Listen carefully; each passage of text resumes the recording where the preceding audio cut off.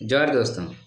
मैं प्रेम पंकज आप सभी का स्वागत करता हूं मेरे YouTube चैनल अबुआ झारखंड में। दोस्तों, मेरे YouTube चैनल का नाम माइक्रो स्टडी सेंटर था, उसका नाम मैंने चेंज किया है और अबुआ झारखंड रखा है। आप लोगों को कैसा लगा ये ज़रूर कमेंट सेक्शन में बताइएगा।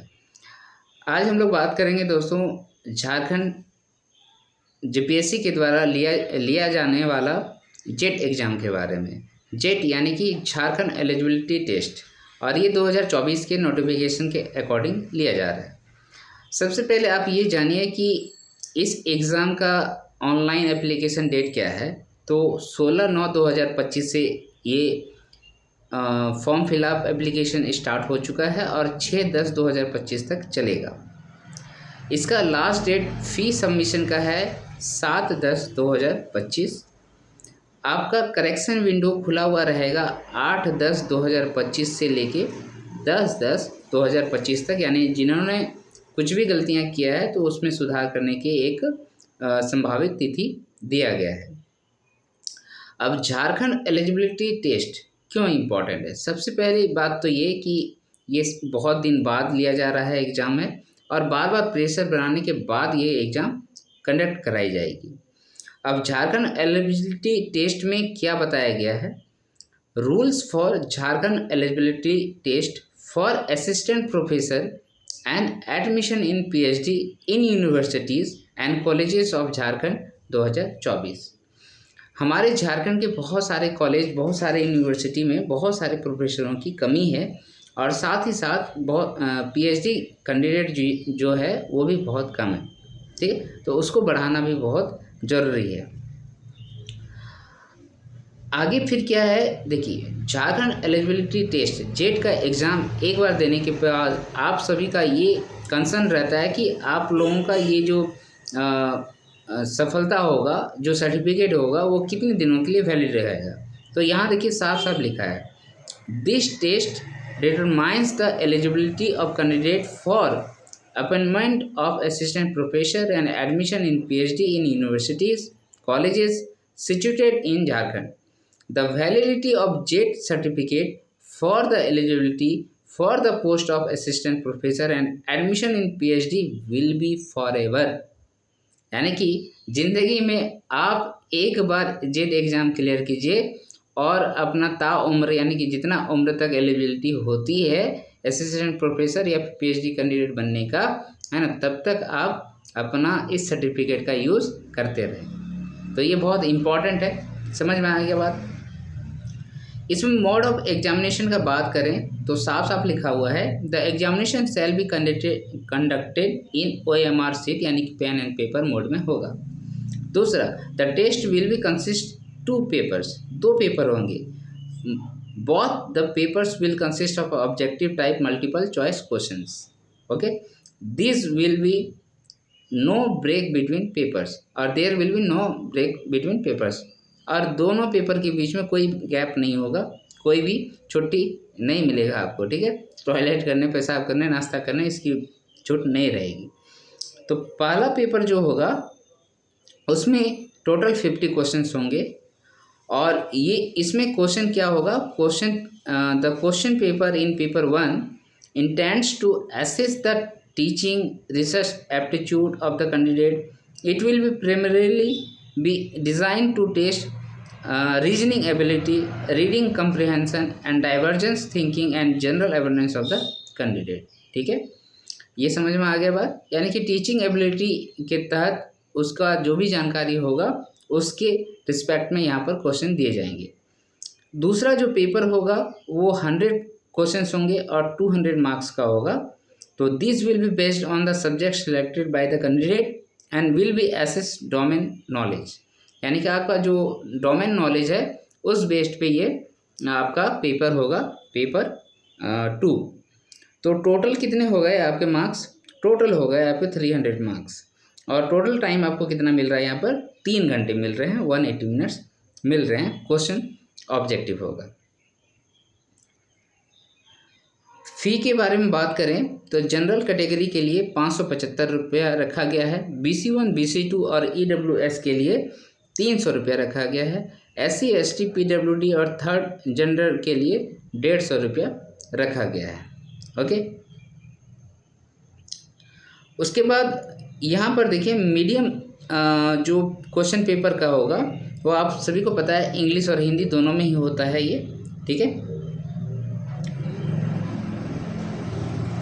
मार्किंग स्कीम इसका ध्यान से देखिए, मार्किंग स्कीम क्या है। इस क्वेश्चन कैरीज 2 मार्क्स, 2 मार्क्स मिलेंगे एक क्वेश्चन में। For each correct response candidate will get 2 marks, जितना सही आप बनाएंगे उसके लिए 2 मार्क्स अवार्ड किए जाएंगे। There is no negative marking for incorrect response. यहाँ देखिए जितने सारे ये सब एलिजिबिलिटी टेस्ट वगैरह होता है, तो मेरा ख्याल है कि नेगेटिव मार्क्स होना चाहिए। इससे क्या होता है, सही कैंडिडेट जो है चुन के आते हैं। आप तुक्का भी मारिएगा, मान लीजिए बहुत लोगों का लक बहुत बड़ा अच्छा होता है, वो तुक्का मार के भी निकल जाते हैं। तो यहाँ यानी कि आप तुक्का मार सकते हैं, यहाँ पर आपको नेगेटिव मार्किंग नहीं मिलेगा गलत होने पर, ठीक है।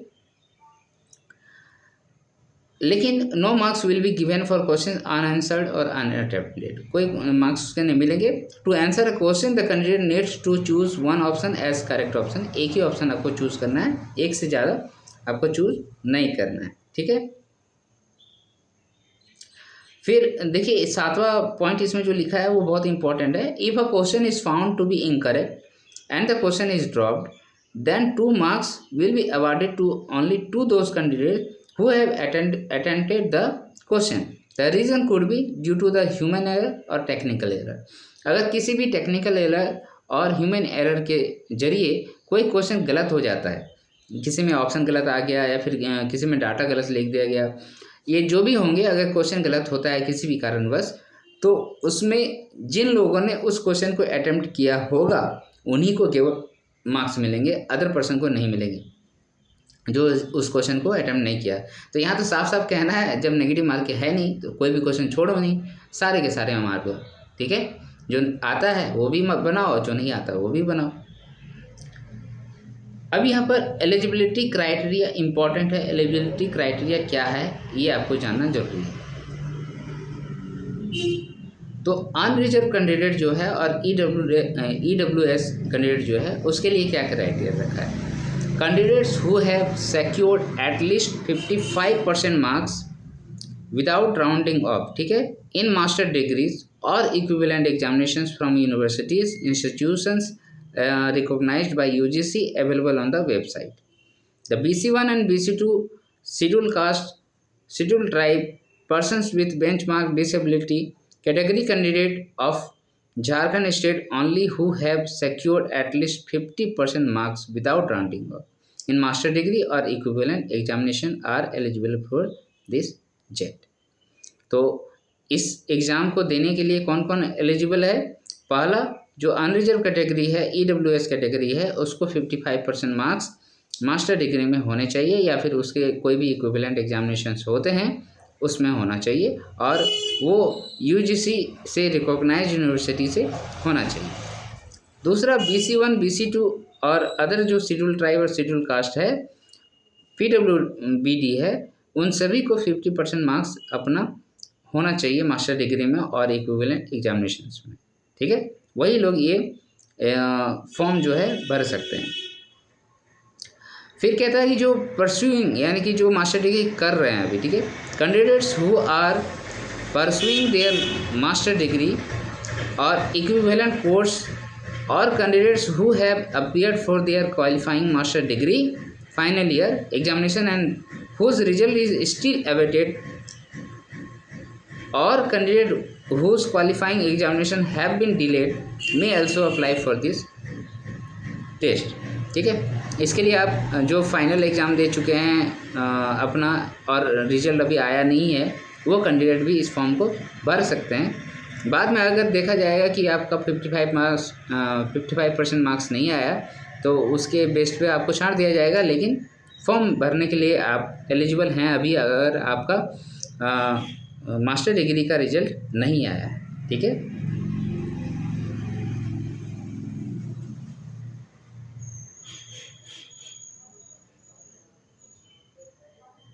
उसके बाद फिर क्या किया है, the PhD degree holders whose masters level examinations have been completed by 19 सितंबर 1991, बहुत पुराना डेट दिया है, shall be eligible for relaxation of 5% in aggregate marks from 55% to 50% for appearing in JET. यानी कि जो 1991 में पीएचडी अपना किए हैं वो भी जेट का एग्ज़ाम दे सकते हैं, लेकिन उसको 50% मार्क्स सिक्योर करना ज़रूरी है अपना पीएचडी में, ठीक है।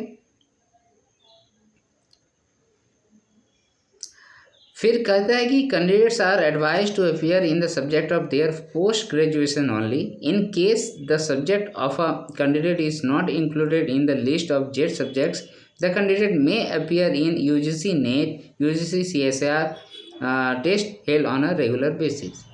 तो और कहता है कि अगर कुछ सब्जेक्ट ऐसे हैं जो जेट में नहीं दिए गए हैं तो आप जो है अपना एग्ज़ाम जो है यूजीसी नेट और यूजीसी सीएसआईआर में दे सकते हैं। यानी कि जेट वाले एग्ज़ाम्स में यहाँ के यूनिवर्सिटीज़ में उस सब्जेक्ट वाले स्टूडेंट जो उधर क्वालिफाई करेंगे जो जेट में नहीं मेंशन है, तो आप वहाँ पर एलिजिबल हो जाएंगे असिस्टेंट प्रोफेसर और पीएचडी करने के लिए। ये साफ साफ किया है। और वैसे और बहुत सारी इन्फॉर्मेशन यहाँ पर गिवन है, वो सभी आप पढ़ लीजिएगा बहुत अच्छे से, ठीक है। आज मैं इतना ही रहने देता हूँ। इसमें आपको मैंने सभी बातें बता दिया है। एज रिलैक्सेशन जो है वो भी आप देख लेंगे। एज रिलैक्सेशन तो काफ़ी अच्छा मिला है, ठीक है। कोई दिक्कत नहीं है फॉर्म भरने के लिए। हाँ, आप अपना कास्ट सर्टिफिकेट वगैरह ज़रूर से ज़रूर बना के रख लीजिएगा। इसमें जो डेट मेंशन है उसको आप देख लीजिएगा, ठीक है। 2023 का लगभग मांगा है, किसी किसी में 2019 का भी है, तो वो आप देख लीजिएगा। वो आपका बना हुआ होना चाहिए 2023 या 2019 के आसपास का, ठीक है।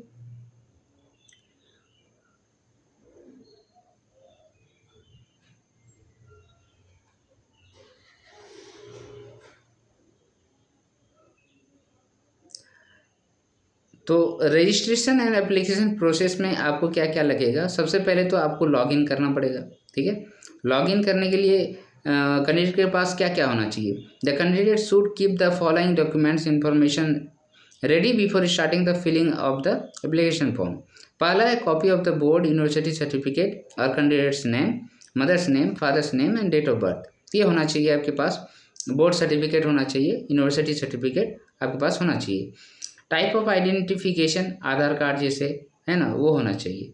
पोस्ट ग्रेजुएशन फाइनल मार्कशीट होना चाहिए, यानी कि आपने जो एमए किया है उसका जो फाइनल ग्रेजुएशन पोस्ट ग्रेजुएशन का बोल रहा है ना। तो एमए किया है, एमएससी किया है, जो भी मास्टर डिग्री किए हैं उसके आपको यहाँ पर मार्कशीट चाहिए उसका, ठीक है। Your mailing address, mail address चाहिए, एक परमानेंट एड्रेस चाहिए, ठीक है। 3 cities for examination centres of choice, 3 centre choice आपको दिया जा रहा है। उन तीनों सेंटर का आपको वहाँ पर चॉइस भरना पड़ेगा। अगर आपके पास आप स्पोर्ट्स पर्सन है, स्पोर्ट्स सर्टिफिकेट है तो वो दीजिए। ईमेल एड्रेस देना होगा, स्कैन इमेज और फोटोज़ लगेगा, सिग्नेचर लगेगा। ये सभी आप लोगों को पता है, ये हर एग्ज़ाम्स में लगते हैं, ठीक है। तो इतना ही ठीक है। ये प्रोसेस आप जान लीजिए। डेट याद रखिएगा, बेसिकली डेट बहुत इंपॉर्टेंट होता है। और अपना अपना सब्जेक्ट का सिलेबस देख लीजिएगा, क्या क्या लिखना है, पढ़ना है। डेट सबसे इम्पॉर्टेंट है। ऑनलाइन एप्लीकेशन 16/9/2025 से स्टार्ट हो चुका है और ये 6/10/2025 तक चलेगा। तो डेट ख़त्म होने से पहले आप इस फॉर्म को भर लीजिए। बहुत ही अच्छा पोस्ट है। पोस्ट यानी कि आपको यहाँ पर जॉब तो नहीं दिया जा रहा है, लेकिन एक तरीके से आप समझिए एलिजिबल जब आप हो जाते हैं तो झारखंड में बहुत हमारे जितने सारे कॉलेज हैं उन सभी में लगभग 2000 सीटें है ना खाली है। तो आपको ज़रूर से ज़रूर मिल जाएगा पोस्ट, समझ गए ना। और यहाँ पर तो आपको पीएचडी होल्डर हो या फिर असिस्टेंट प्रोफेसर हो, दोनों को कुछ ना कुछ पैसे तो मिलते रहते हैं और आप अपना आगे का पढ़ाई भी जारी रख सकते हैं। चलिए दोस्तों, आज का क्लास मैं यही बताना चाह रहा था। आज का वीडियो लेक्चर में यही बताना चाह रहा था कि जेट का एग्ज़ाम बहुत इंपॉर्टेंट है हमारे झारखंड के लिए। आप अगर एलिजिबल हैं तो इस फॉर्म को ज़रूर से ज़रूर भर लीजिए। इस वीडियो को लाइक कर दीजिए, शेयर कर दीजिए, ज़्यादा से ज़्यादा सब्सक्राइब करते रहिए चैनल को, ठीक है। आप सभी के लिए मैं और जानकारी लाता रहूँगा। तब तक के लिए जय हिंद, जोहार, जय झारखंड।